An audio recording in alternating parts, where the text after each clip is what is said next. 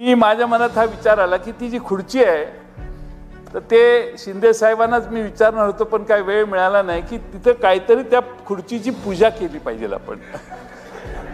पंचमहाभूताची पूजा किंवा काहीतरी त्या खुर्चीची पूजा केली पाहिजे. कारण जो त्या खुर्चीवर बसतो, मलाही बसायचं होतं, मला बसायचं होतं, पण भुजबळ साहेब म्हटले जयंत थांब रे तू, आता तू कशाला, तू पक्ष बघ. दादा विरोधी पक्ष नेते होतील. भुजबळ साहेबांनी निवाडा केला. पण नशीब कसं असतं बघा, जो त्या खुर्चीवर बसेल तो तिकडे जाऊन बसतो. की दोन्ही उपमुख्यमंत्र्यांनी मागून येणाऱ्या आमदारांच्याकडे लक्ष देण्याच्या ऐवजी विरोधी पक्ष नेत्यांच्या भाषणाकडे जास्त लक्ष दिलं पाहिजे. आमच्या दोघांचं लक्ष तुमच्याकडे, पण तुमचंच नाही करा मी काय.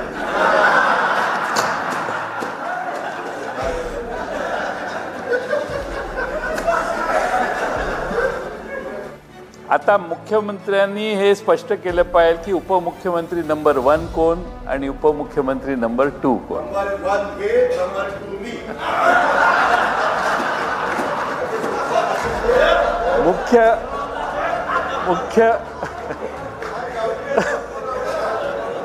मुख्यमंत्र्यांनी हे सांगायला पाहिजे. ते बाकीचे सांगायला लागलेत, कसं होणार.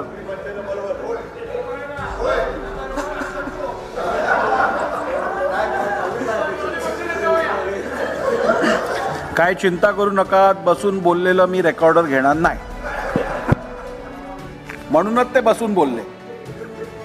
पण विरोधी पक्षात बसलेल्या विरोधी पक्ष नेत्यांनी सत्तारूढ पक्षाची कशी काळजी घेतली पाहिजे याचं एक उदाहरण मी सांगेन.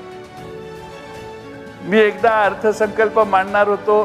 क्रिकेटची मॅच 4 वाजता होती, म्हणून मी अरुण गुजराती सभापती होते, त्यांना विनंती केली की मला उद्या अर्थसंकल्प जरा लवकर मांडायला पाहिजे, 1 वाजता 2 वाजता, कारण मॅच 4 वाजता सुरू झाली की कोणी अर्थसंकल्प बघणार नाही.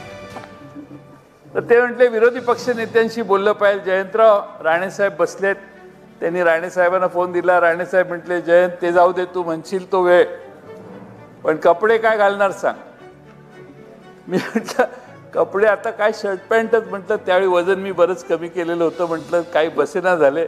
अरे नाही नाही नाही नाही, महाराष्ट्राचा अर्थमंत्री सुटात आणि बुटातच आला पाहिजे. अहो साहेब बसत नाहीत, जरा साईज बिघडली आहे. ठीक आहे म्हटले. मी इकडं आलो माझ्या दालनात. आदल्या दिवशी त्या गबानाचा टेलर हजर, तो सारखा हात लावायचा. म्हटलं अंगाला हात लावायचा नाही, मी काय माप देणार नाही. तो सारखा नाही नाही धरा साहेब, आम्हाला साहेबांनी सांगितलं. बळजबरीनं माप घेऊन दुसऱ्या दिवशी मी अर्थसंकल्प मांडला. त्यावेळी नारायण राणे साहेबांचा सफा काय ते कोट घालून, कपडे घालून मी अर्थसंकल्प मांडला. ही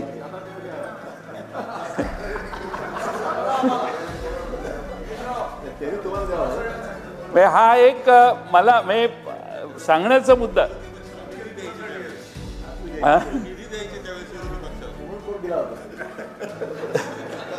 नाही नाही, न देताच असायचं त्यावेळी. तसं काय असा करप्ट प्रॅक्टिसेसचा भाग त्यात काही नव्हता, तो प्रेमाचा भाग होता.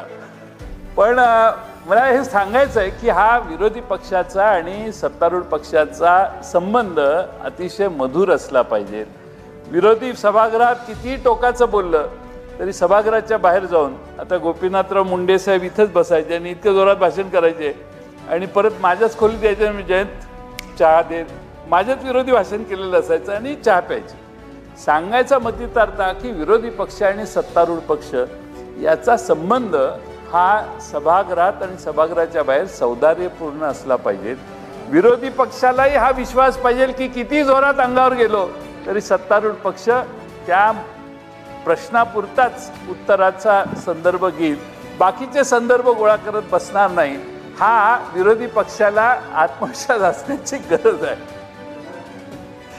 अध्यक्ष महोदय, मी माझ्या मनात हा विचार आला की ती जी खुर्ची आहे तर ते शिंदे साहेबांनाच मी विचारणार होतो, पण काही वेळ मिळाला नाही की तिथे काहीतरी त्या खुर्चीची पूजा केली पाहिजे आपण. पंचमहाभूताची पूजा किंवा काहीतरी त्या खुर्चीची पूजा केली पाहिजे. कारण जो त्या खुर्चीवर बसतो, मलाही बसायचं होतं, मला बसायचं होतं, पण भुजबळ साहेब म्हटले जयंत थांब रे तू, आता तू कशाला, तू पक्ष बघ. दादा विरोधी पक्ष नेते होतील. भुजबळ साहेबांनी निवाडा केला.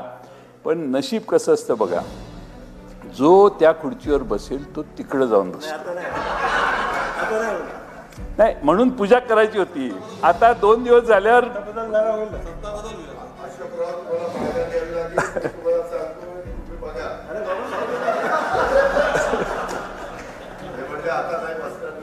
त्या खुर्चीवरची काहीतरी अध्यक्ष महोदय, मी शिंदे साहेबांनाच हे विचारणार की कोणती पूजा केली पाहिजे की ज्यामध्ये आपल्याला ते तिथं बसलेला माणूस तेवढी टर्म संपेपर्यंत तिथं राहायला पाहिजे.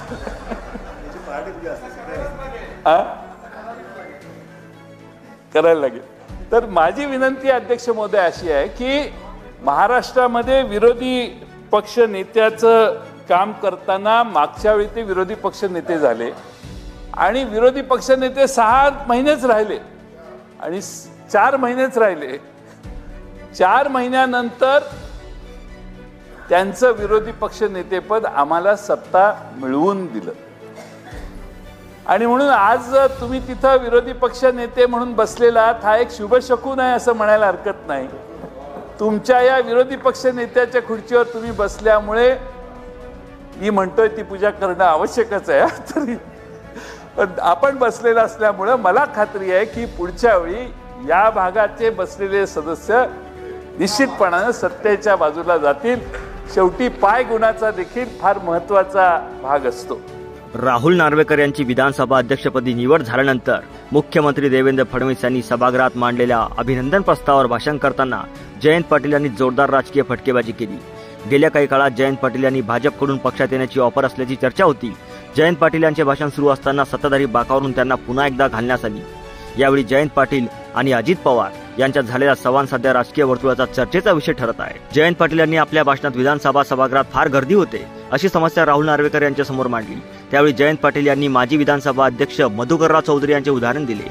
ते असताना सभागृहात कशी शिस्त असायची याबाबत जयंत पाटील सांगत होते. तेव्हा जयंत पाटील यांनी स्वतःचा उल्लेख आमदाराऐवजी अध्यक्ष असा केला. अध्यक्षपदाच्या खुर्चीत बसलेल्या राहुल नार्वेकर यांनी ही चूक तात्काळ जयंत पाटील यांच्या लक्षात आणून दिली. त्यावर जयंत पाटील यांनी म्हटले की बघा राहुल नार्वेकरांचं माझ्याकडे किती बारीक लक्ष असते. यावर सभागृहात एकच हशा पिकला. जयंत पाटील यांच्या या वक्तव्याचा धागा पकडत समोरच्या बाकावर बसलेल्या उपमुख्यमंत्री अजित पवार यांनी एक वक्तव्य केले. विधानसभा अध्यक्षांनी तुमच्याकडे लक्ष देऊ काय फायदा, तुम्ही प्रतिसादच देत नाही. त्यावर जयंत पाटील यांनी तितक्याच हजर जबाबीपणे प्रत्युत्तर दिले. त्यांनी अजित पवारांकडे पाहून म्हटले की अजितदादा आपल्या पक्षाचे एक वाक्य आहे, योग्य वेळी योग्य निर्णय. जयंत पाटील यांच्या या हजरजबाबी उत्तराने सभागृहात पुन्हा हशा पिकला. या प्रसंगाची राजकीय वर्तुळात चांगलीच चर्चा रंगली आहे. यावेळी उपमुख्यमंत्री अजित पवार यांनीही आपल्या नेहमीच्या शैलीत राजकीय फटकेबाजी केली. मारकवाड्यातील बॅलेट वोटिंग आणि ईव्हीएम मशीनच्या कथित घोटाळ्यासंदर्भात बोलताना अजितदादांनी विरोधकांना लक्ष्य केले. आपला करेक्ट कार्यक्रम झाला आहे असा टोला त्यांनी जयंत पाटील यांच्याकडे बघून लगावला. तर लोकसभेत ईव्हीएम कसं वाटायचं, गारगार वाटायचं, आता कसं वाटतंय, गरम वाटतंय की कसं, तुम्हीच बघा असे म्हणत त्यांनी महाविकास आघाडीला डिचवले.